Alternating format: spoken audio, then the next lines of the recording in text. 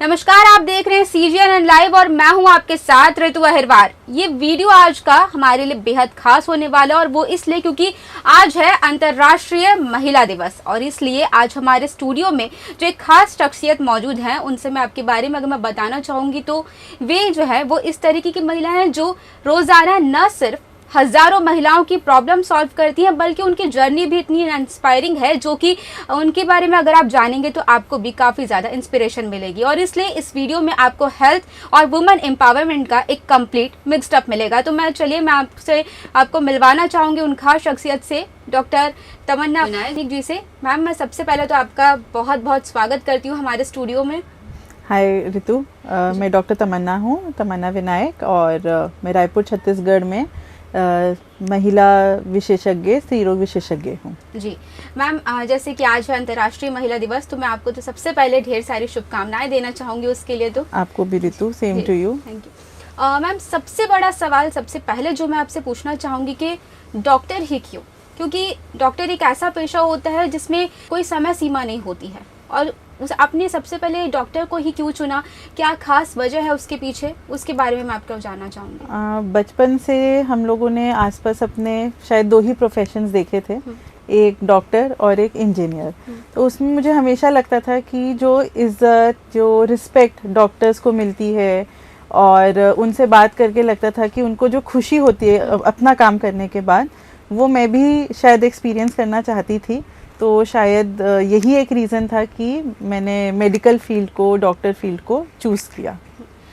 Ma'am, अगला सवाल मैं जानना चाहूँगी आपसे कि आपको मेडिकल फील्ड में सेवाएं देते हुए कितना वक्त हो चुका है और उसका एक्सपीरियंस जो है, जैसे कि पहले की तुलना में और अभी क्या आप अंतर देखती हैं, उसके बारे में बताइए। मैं 2008 में MBBS में एंटर हुई। मैंने औरंगाबाद महाराष्ट्र से अपना MBBS किया है।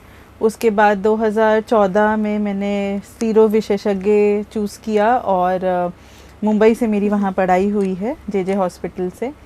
तो जब हमने MBBS स्टार्ट की थी तब मोबाइल फ़ोन भी वो जो बॉक्स वाले आते थे वो थे, कोई वीडियो कॉल, व्हाट्सएप चैट कुछ भी नहीं था। तो तब इतनी दूर घर से जाके पढ़ाई करना, घर वालों से दूर रहना, फीमेल होने का भी एक चैलेंज था, है ना। पहले उतना शायद फ्रीडम नहीं मिलती थी, फिर भी पेरेंट्स ने भेजा, वहाँ हम लोग पढ़े। और अब के टाइम में मुझे ऐसा लगता है कि सुविधाएं बहुत ज़्यादा हैं, ट्रैवल इजी है, घर वालों से बात हो जाती है, और ओला है, उबर है, स्विगी है।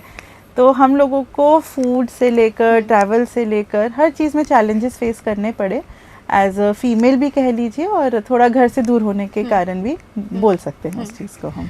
मैम, जैसे कि अगर हम महिलाओं की बात करें तो हर वक्त सबसे हम महिलाओं को तो हम तवज्जो देते हैं, लेकिन कहीं ना कहीं हम उनके पीछे जो मतलब उनकी गैर मौजूदगी में जो सबसे ज़्यादा सहयोग उन्हें देते हैं, हम उन्हें हमेशा भूल जाते हैं। जैसे कि आप जैसे मैंने आपको कहा कि आपका पेशा इस तरीके का कोई समय सीमा नहीं होती है। बिल्कुल। तो आपको जब भी फ़ोन आए कोई इमरजेंसी का, आपको तुरंत भागना पड़ता है। जी। उस वक्त आपके पीछे में आपके पति किस तरीके का रोल निभाते हैं, किस तरीके से आपको सहयोग करते हैं, उसके बारे में बताइए। बिल्कुल, देखिए प्रेजेंट टाइम में अगर हम देखें तो मैक्सिमम न्यूक्लियर फैमिलीज़ हैं और हस्बैंड वाइफ दोनों वर्किंग है।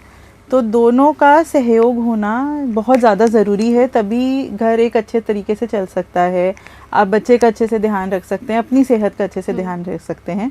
मेरे हस्बैंड भी डॉक्टर हैं और चाइल्ड स्पेशलिस्ट हैं, लेकिन हाँ, मैं शायद उनसे थोड़ी सी ज़्यादा बिज़ी रहती हूँ। तो मेरे पीछे से मेरे बच्चे का ध्यान रखना और उसकी नीड्स पूरी करना, उसमें वो पूरा सहयोग देते हैं।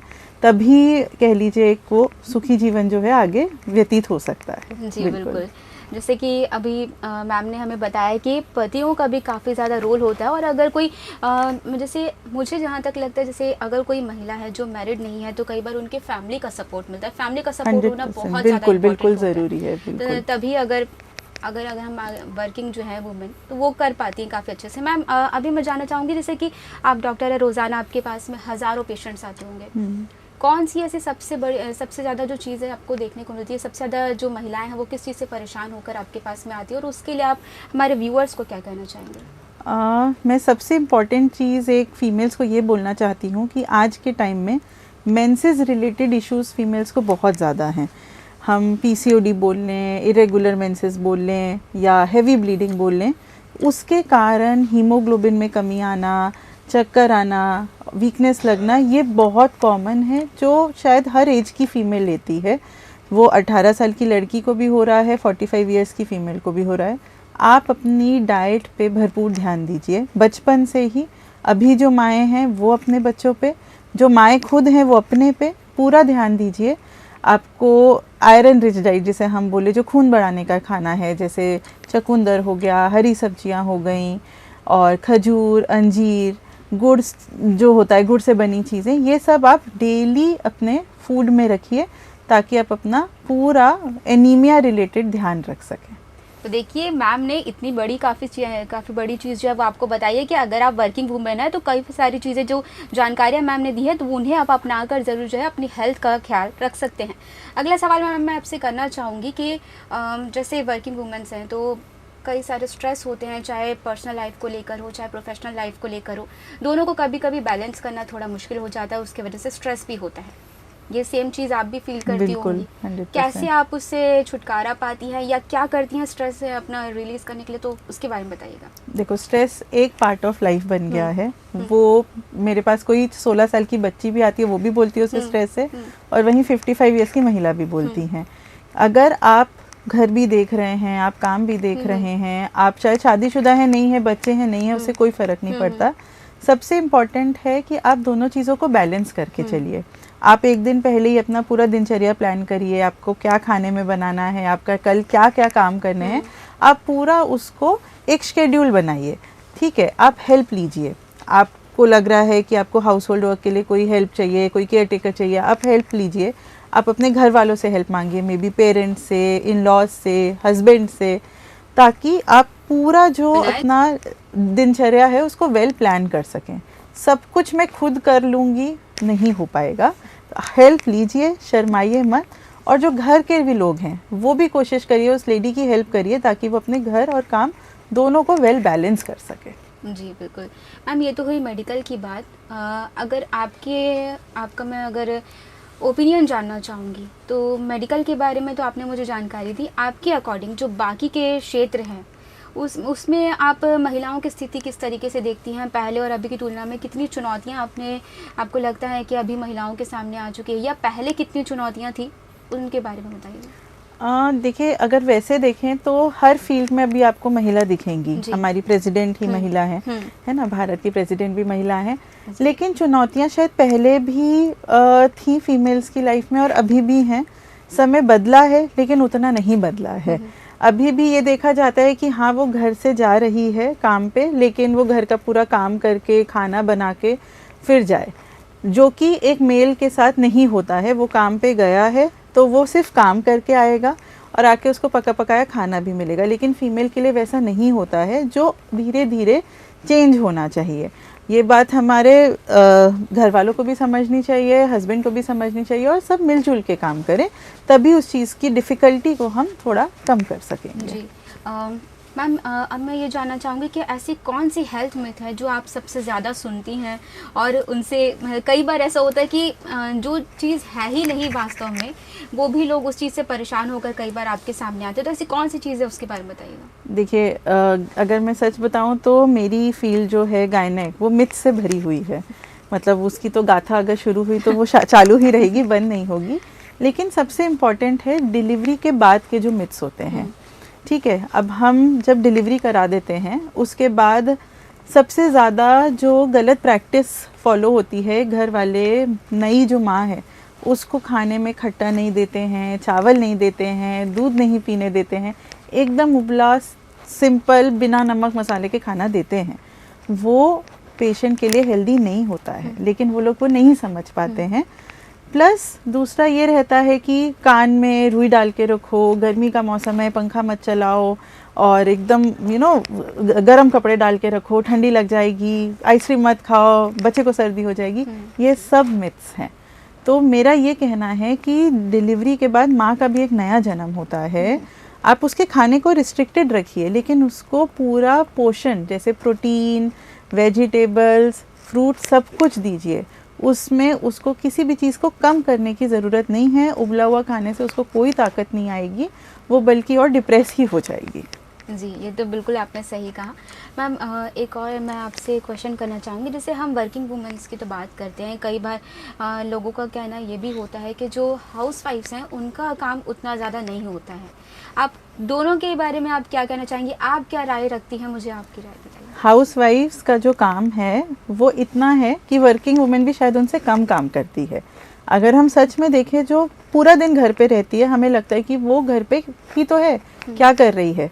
तो हम अगर सुबह से देखेंगे तो वो बच्चे के नाश्ते से लेकर, हस्बैंड के नाश्ते से लेकर, घर के सफाई से लेकर, कपड़ों की धुलाई से लेकर, प्रेस से लेकर सब कुछ करती हैं, सब कुछ सेट रखती हैं। बच्चे के स्कूल से आने जाने का टाइमिंग, ट्यूशन से आने जाने का टाइमिंग, हस्बैंड के ऑफिस से आने जाने का टाइमिंग, सब कुछ स्टेबल करते हुए घर को पूरा संभाल के रखती हैं।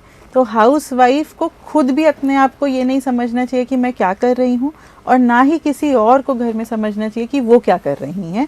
एक्चुअली वो आप सबसे ज़्यादा काम कर रही हैं। लास्ट में मैम मैं आपसे यही सवाल करना चाहूँगी एक लास्ट, कि आप हमारी व्यूअर्स, ख़ास तौर पर महिला व्यूअर्स जो हैं, उनको क्या कहना चाहेंगे, क्या आप एडवाइस देना चाहेंगे आप उनके बारे में हमारे व्यूअर्स को? मुझे अपने डेली लाइफ में ऐसा लगता है कि जो मेरे पास पेशेंट्स आते हैं अपनी किसी कंप्लेन को लेके, वो ऑब्वियसली फ़ीमेल हैं क्योंकि मैं स्त्री रोग विशेषज्ञ हूँ। मैंने ये नोटिस किया कि वो लोग अपनी हेल्थ पे बिल्कुल ध्यान नहीं देते हैं, और उनका रीज़न ये रहता है कि मैम टाइम नहीं मिलता है, सुबह तो घर के काम होते हैं, पूजा करनी होती है, हस्बैंड ऑफिस जाते हैं, बच्चे स्कूल जाते हैं, मैं सुबह उठ तो जाती हूँ 4 बजे 5 बजे, लेकिन नाश्ता मैं 12 बजे करती हूँ। तो ये बहुत गलत प्रैक्टिस है। आप जितना अपने घर का ध्यान दे रहे हैं, आपको अपना ध्यान भी उतना ही देना है। समय पे खाना खाना है, कुछ समय अपने लिए निकालना है। आप दिन का बस आधा घंटा निकालिए और एक्सरसाइज करिए। आप कुछ अपनी हॉबी एक रखिए, जो आपकी हफ्ते में मैं 2 बार अपना ये हॉबी करूँगी। आप वॉकिंग कर सकते हैं, आपको पेंटिंग का शौक़ है, प्लांटिंग का शौक़ है, जो मन कर रहा है वो करें। आप अपने मेंटल और फिज़िकल हेल्थ पे उतना ही ध्यान दीजिए जितना हम अपने घर का देते हैं, वरना वो जो आपका घर है वो बिखर जाएगा। अगर आप अच्छे से नहीं रहेंगे तो घर अच्छे से नहीं रह पाएगा। जी, thank you so much ma'am, आपने हमें से इतनी सारी जानकारी साझी की, खासतौर पर हमारी महिला व्यूअर्स के लिए, वर्किंग हो चाहे हाउसवाइफ हो, सभी के लिए आपने इतनी सारी जानकारियाँ दी। क्या होता है कि खासतौर पर जो महिलाएं हैं वो परिवार का तो ख्याल रखती, लेकिन अपना ही ख्याल रखना भूल जाती है, और इसी वजह से हमने ये खास एपिसोड पे आपको इन्वाइट किया। आपको बहुत बहुत थैंक यू कि आप हमारे इस एपिसोड पे आई। Thank you so much, thank you. ये थी हमारे साथ में डॉक्टर तमन्ना विनायक जी, जिन्होंने आपके साथ में इतनी सारी जानकारियां साझा की। जैसे कि कहा जाता है कि महिलाओं को अक्सर घर की नींव कहा जाता है, लेकिन वही नींव अक्सर अपना ही ख्याल रखना भूल जाती है, और इसलिए हमने आपके लिए इन खास शख्सियत को यहाँ पर आज इनवाइट किया है, जिन्होंने आपके साथ में इतनी सारी जानकारियाँ साझा की। चाहे आप वर्किंग वूमेन हो या हाउस वाइफ हो, आपको अपने परिवार के साथ साथ अपना भी ख्याल रखना है। तो अगर आपका भी कोई सवाल है तो नीचे कमेंट करके ज़रूर बताइएगा। साथ ही इस तरीके की और जानकारियों के लिए हमारे साथ बने रहिए। इस तरीके के और भी इंटरव्यूज़ आपको देखने को मिलेंगे, और साथ ही आप किस तरीके का इंटरव्यू देखना चाहते हैं हमें नीचे कमेंट करके ज़रूर बताइएगा। तब तक के लिए नमस्कार।